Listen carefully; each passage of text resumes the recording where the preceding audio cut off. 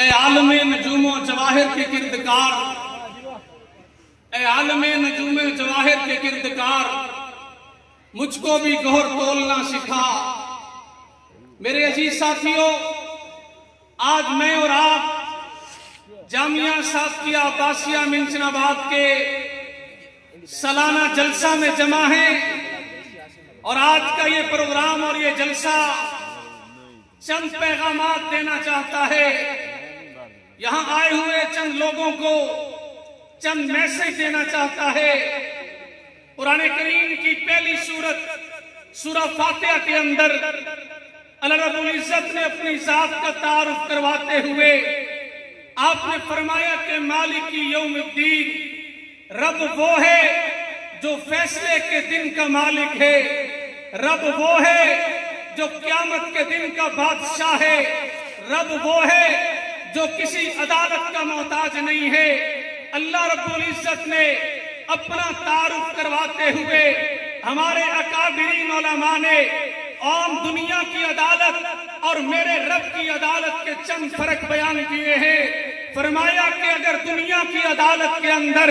اگر کوئی مجرم آئے، آ کے اپنے جرم کا اقرار کر لے، وکلاء بیٹھے ہیں، قانون دان بیٹھے ہیں، آپ کو بتائیں گے اگر کوئی مجرم آ کے اپنے جرم کا اقرار کر لے،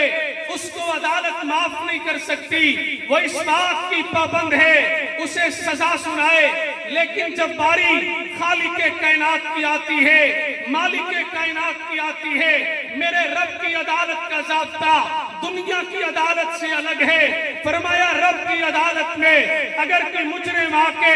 اپنے جرم کا اقرار کر لے، میرا اللہ اس بات کا پابند نہیں ہے، بلکہ مجرم کو بنا کسی گواہ کے، بغیر کسی دنیا کی تعزیر کے معاف کر دینے پہ قادر ہے۔ نمبر 2، اگر دنیا کی عدالت میں کسی کو سزا سنا دی جائے، فرمایا آج تک کبھی ایسا نہیں ہوا، سزا سنانے کے بعد اس کی برائیوں کو اچھائیوں میں بدل دیا جائے، لیکن میرے رب کی عدالت کا قانون دنیا کی عدالت سے منفرد ہے۔ فرمایا اگر اللہ کے دربار میں کوئی پیش ہو کے اپنے جرموں کا اقرار کرے تو میرا رب اس کی بدیوں کو، اس کی برائیوں کو اچھائیوں میں بدل دیتا ہے۔ نمبر 3، تیسرا فرق یہ ہے، اگر کوئی اللہ کی عدالت میں آئے، اپنے جرموں کا اقرار کرے، میرے رب کا ضابطہ دنیا کی عدالت سے الگ ہے۔ دنیا کا قاضی کسی مجرم کا ریکارڈ اپنے جو سپنے اپنے اس دستر اپنے معاملے سے کبھی ہٹا نہیں سکتا، عدالت سے کبھی ہٹ نہیں سکتا، لیکن میرے رب کی عدالت میں اگر کوئی مجرم آ کے اپنے جرم کا اقرار کرے، میرا رب معاف بھی کرتا ہے، میرا رب اس کی برائیوں کو اچھائیوں میں بھی بدلتا ہے، اور میرا رب اس کے ریکارڈ کو ہمیشہ ہمیشہ کے لیے ختم بھی کر دیتا ہے۔ نمبر 4، اگر کوئی دنیا کی عدالت میں جائے، دنیا کا ضابطہ ہے جاؤ اپنا وکیل لے کے آؤ، جاؤ بحث کرنے کے لیے قانون دان لے کے آؤ، لیکن جب باری میرے رب کی عدالت کی آتی ہے، فرمایا میرا رب کسی مجرم کو کسی قانون دان کے لیے مجبور نہیں کرتا، بلکہ فرمایا اللہ کی عدالت میں وکیل نہیں چلا کرتا،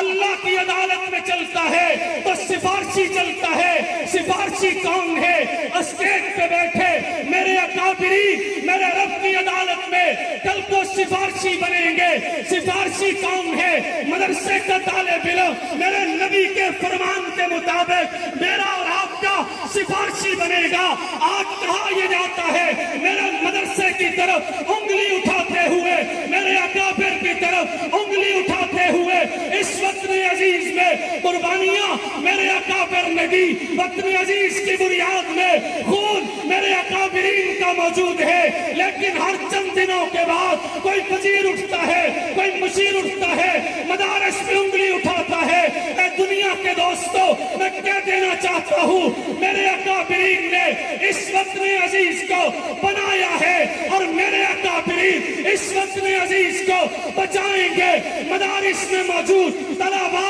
مدارس میں موجود علماء، یہ کام ہے، ان کا تعارف کیا ہے؟ فرمایا کو سے معاشر دن یہ لوگ اپنے والدین کے، اپنے خاندان والوں کے، اپنی برادری والوں کے ایسے سفارشی ہے، اللہ کی عدالت لگے گی۔ اللہ کا قرآن کہتا ہے یوم یقوم الروح والملائکۃ صفا، آج وزیر بھی، آج مشیر بھی، آج تمام بڑے بڑے بیوروکریٹ بھی صفوں میں کھڑے ہیں، آج سارے کانپ رہے ہیں۔ تیسرے پارے کے پہلے رکوع میں اللہ نے اپنی عدالت کے چند ضابطے بیان کیے۔ یا ایھا الذین آمنوا انفقوا مما رزقناکم من قبل ان یأتی یوم لا بیع فیہ ولا خلۃ ولا شفاعۃ۔ میرے رب کی عدالت کا ضابطہ یہ ہے، رشوت نہیں چلے گی۔ میرے رب کی عدالت کا ضابطہ یہ ہے، تعلق نہیں چلے گا۔ میرے رب کی عدالت کا ضابطہ یہ ہے، اقربا پروری نہیں چلے گی۔ اے رب کائنات، آج کیا کام آئے گا؟ فرمایا جاؤ مدرسے کے اس مولوی کو بتاؤ، حاکم وقت نے تجھے کہا تیری ڈگری کسی کام کی نہیں، حکومت نے کہا تیری سند کسی کام کی نہیں، اس پہ نوکری نہیں ہے۔ اس مولوی کو بلاؤ، اس ملا کو بلاؤ، کہو آج تیری سند کی ویلیو کا دن ہے، آج تیری سند کے اقتدار کا دن ہے، جس دن ماں بھی ایک نیکی کو ترسے گی۔ اللہ کا قرآن کہتا ہے وَأُمِّهِ وَأَبِيهِ وَصَاحِبَتِهِ وَبَنِيهِ، فرمایا ماں اولاد کو نیکی نہیں دی گی۔ اس دن حافظ قرآن، مدرسے کا طالب علم جو صبح تہجد سے لے کے شام تک کے لیے اللہ کے قرآن کو اٹھا کے مدارس دینیا میں بیٹھ کے دنیا کو بتاتا ہے اے دنیا کے لوگوں ڈاکٹر تم بنو، اے دنیا کے لوگوں وکیل تم بنو، اے دنیا کے لوگوں سیاستدان تم بنو۔ میں مدرسے میں بیٹھ کے ملا بنوں گا، میں مدرسے میں بیٹھ کے مولوی بنوں گا، میں مدرسے میں بیٹھ کے فضل الرحمان بنوں گا اور دنیا کو بتاؤں گا۔ مدرسے سے نکلا ہوا ایک مولوی میدان میں آ کے بڑی بڑی ڈگریوں والوں کو، بڑے بڑے وریسٹروں کو آج دعوت دے رہا ہے اے دنیا کے لوگوں خلافت ملے گی، مدرسے سے عدالت ملے گی، مدرسے سے نظام ملے گا، مدرسے سے مجھے اللہ کا تعارف کروایا، مدرسے نے مجھے اذان سکھائی، مدرسے نے مجھے نماز سکھائی، مدرسے نے حق بتایا، مدرسے نے ماں کا ادب سکھایا، مدرسے نے باپ کی عصمت سکھائی، مدرسے نے بہن کی عزت سکھائی، مدرسے نے قدم قدم پہ میری پیدائش سے لے کے وفات تک کے لیے رہنمائی کی، مدرسے نے بچہ دنیا میں آئے کان میں اذان دے، مولوی بچہ بڑا ہو اذان سکھائے، مولوی بچہ چلنے کے قابل ہو نماز سکھائے، مولوی بچہ دنیا سے جانے لگے اور جاتے ہوئے بھی اس کا جنازہ پڑھائے۔ مولوی پوچھتے ہو میرے مولوی کا کردار کیا ہے، پوچھتے ہو مدرسے کا کردار کیا ہے، آئیے اصحاب صفہ کے اس چبوترے کو اٹھائیے جس چبوترے میں بیٹھ کے ابو بکر صدیق مدرسے کا طالب علم بنا، عمر فاروق مدرسے کا طالب علم بنا، عثمان غنی مدرسے کا طالب علم بنا، علی المرتضی مدرسے کا طالب علم بنا، وہیں سے ابو بکر نکلے صدیق اکبر بنے، اسی مدرسے سے عمر نکلے عدالت کے امام بنے، اسی مدرسے سے عثمان نکلے ذوالنورین بنے، اسی مدرسے سے علی نکلے شیر خدا بنے، اسی مدرسے سے امیر معاویہ نکلے سیاست کے امام بنے، اسی مدرسے سے عبداللہ ابن مسعود نکلے